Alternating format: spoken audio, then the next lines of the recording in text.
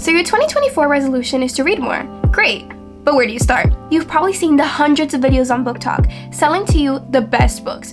But which ones are good to get you out of a slump? Today, we're going to be talking about 5 books, different genres and topics, but are page turners that will get you reading again. So let's get started. The sun is kind of setting. It's that awkward time where like the light is going out and it's raining. So if it does get too dark, I'm going to have to turn this light on just to like let you guys know if you see the light on at one point. That's why. The first book I've talked about in my what I'm giving for Christmas like gifts. I gave it to like a book exchange, and it's one of my favorite books that I was mentioning, and it's 7 Husbands of Evelyn Hugo. So this book, the genre is romance novel, historical fiction, psychological fiction, and domestic fiction. The author is Taylor Jenkins Reid, and it was published in 2017. First, I'm gonna let you guys know like the overview of it. So the story is about Evelyn Hugo, a beautiful, glamorous actress, and she's getting older now, and she's never done any biography about her life, but suddenly she asks this very new, not known reporter to write a biography about her. So this reporter, Monique Grant, is like, okay, I have no idea why I have been chosen, but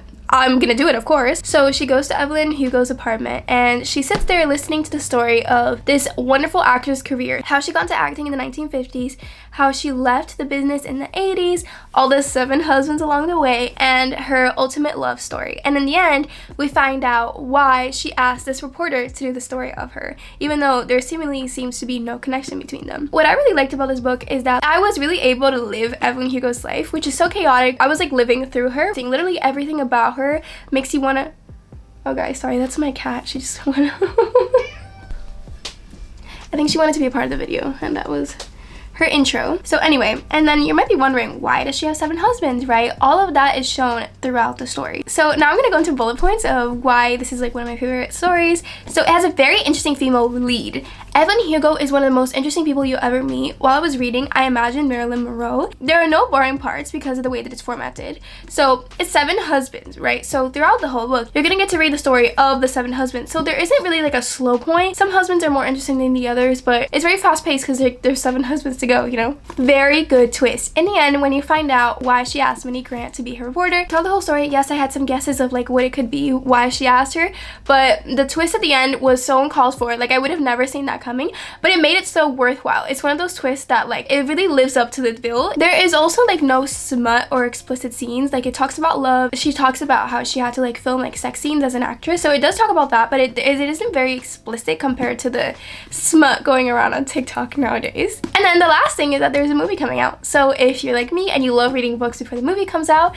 this is a great opportunity because this is definitely going to be like one of the best movies of the year because of how good the story is. So I would recommend it to anyone because the genre of it isn't very like specific. It's not so much romance and it's not so much historical fiction. It's a little bit of everything, which gives it more interest to a general audience. Next up, we're going to talk about a book by the same author, and it's Malibu Rising. Malibu Rising I read because I read The 7 Husbands of Evelyn Hugo, and I really like the way that the author carried the story along. So I was expecting the same thing from this book, and I was not let down. So the story takes place in August of 1983 in Malibu, and it's a story of this family. So you have the oldest daughter, Nina Riva. She is a model. She's an adult now. She's a talented surfer as well. Then we have the brothers, Jay and Hud, one a championship surfer and the other a world famous photographer of surfing. And then their baby sister, Kit. Together, they're like the it family of Malibu. Everybody knows them. Everybody wants to be around them. And this is the night of the annual end of summer party hosted by the oldest daughter, Nina Riva. The book is set in a way that it's a 24-hour kind of thing. Each chapter is like 10 a.m., 11 a.m. So that makes it interesting. There's also a lot of flashbacks of why does everybody like them so much? They're famous. So why are they famous? You get the backstory of their parents and how their dad was like famous and that whole backstory and how their family situation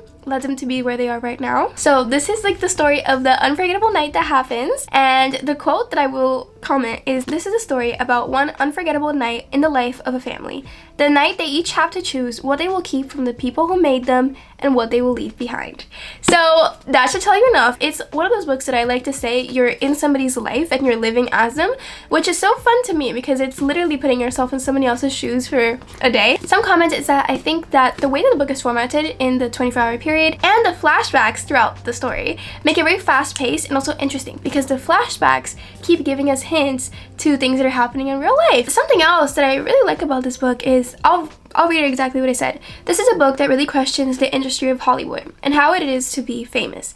Similar to Evelyn Hugo, which talks about her life and fame, this one talks about a different kind of fame, but we get to see the female perspective of the dirty part of fame and how it feels to be a sex symbol and how you're treated because of it. Okay guys, I'm gonna turn on the light because it's gotten dark. Next up is a book that you've probably seen recommendations of on Book Talk because it's a very famous book. It's called People We Meet on Vacation. The title was so interesting to me. As like a child, whenever I was going on vacation, I was always eager to meet other kids and like see other people's stories. And even now, like even though it's less common, it's very interesting to see who you will meet on these vacations in these places that are outside of your home and their backstory. It ended up not really being about that. Let me read you guys the story. So the story is about Poppy and Alex, and they have nothing in common. Poppy she's a wild child. He wears khakis. She's insanable wanderlust. He prefers to stay at home with a book. Why are they even friends, right? Well, they're best friends because they used to go to college together, and one night they had to drive home together. Many years ago, that's when they became best friends. And ever since then, they live in different cities, but they do go on a trip together. But for every summer, for a decade, they have taken one glorious week of vacation together. That's already pretty interesting, right? You're like, oh, best friends, like they go on a trip together.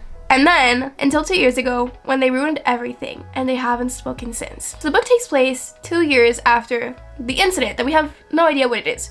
And it's basically Poppy like reaching out, wanting to reconcile with Alex. Throughout the book, we get flashbacks that give us a little bit more of the incident. This is also kind of like, I love flashbacks because they give you a little bit more perspective, a little bit more depth. And something really fun about this book is that the flashbacks are like 10 summers ago, 9 summers ago, 8 summers ago, counting down until 2 summers ago when the incident happens. So I really like the way that they wrote it. Alongside this being a cute romantic story, the incident that happened 2 years ago keeps you hooked. You get hints and you keep thinking that it's different things, but then it turns out it's not at all what you imagine. It does have like a little bit of smut. I read this a long time ago, so I don't really remember how much, but it's a love story, and I think there's like that like one bed trope, so there's that. Next up, we have, for the mystery fans, the whodunit fans, One of Us is Lying. This is an iconic book. This is one of the books that I will forever hold in my heart. Alongside it being fast-paced, it's just one of my favorite books altogether because of how it's written. The whole basis of the book is that one day, 5 students are given detention for something they didn't commit. They're all wondering,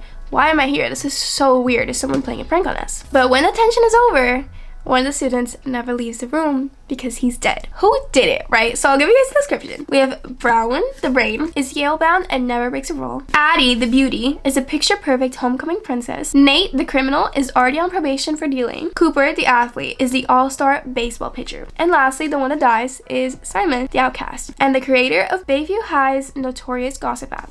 Another twist, the day after he dies, he was supposed to publish a hot gossip about each one of them. So they all have the motive. Throughout the whole story, we get the perspective from each one of them, which I love. I love different perspective books. I think it makes the book really go fast-paced, and it also lets you in on what the character is feeling. Throughout the whole book, everybody has a reason to do it, but then you go into their perspective and like they don't have a reason to do it. We get like alliances, we get them questioning each other. The detectives are trying to pin them against each other. And the whole thing of it is everybody has secrets, right? What really matters is how far you would go to protect them. The twist of who did it is so good. It's one of those twists that you never see it coming. If you look back, like there are hints to it along. The ending made it so worthwhile. It's not too gross, I don't think. I think compared to A Good Girl's Guide to Murder, that whole series I think was more like explicit in that sense than this one. I think just the ending, things get heated. Now the last one, my most recent read, is The Midnight Library. The story takes place in the life of Nora. She is depressed. She has nothing going on for her anymore. Her life basically sucks. And it's this full day in which everything goes wrong and everything goes downhill until she decides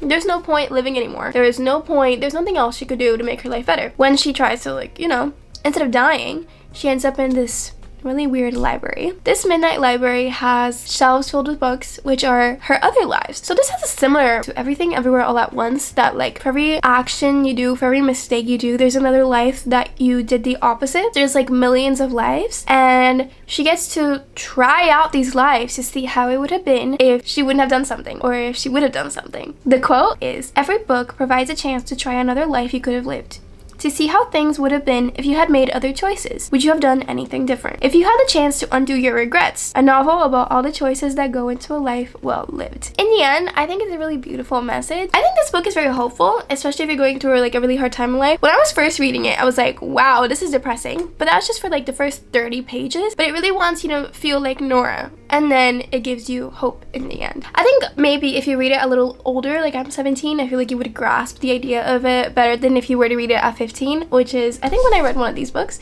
The genre is science fiction, fantasy fiction, and philosophical fiction. I will stand by these books.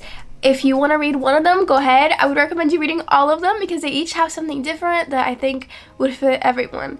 Thank you guys so much for watching this video. I'm so excited to be doing these book review videos. Expect more coming in 2024. I will also be doing a little series, which I'll let you guys know more in the future, but it will be coming out soon, so hit the notification button so you're notified when that series comes out. While you're at it, hit the subscribe button and give this video a like. Comment down below your favorite book if you've read any of these.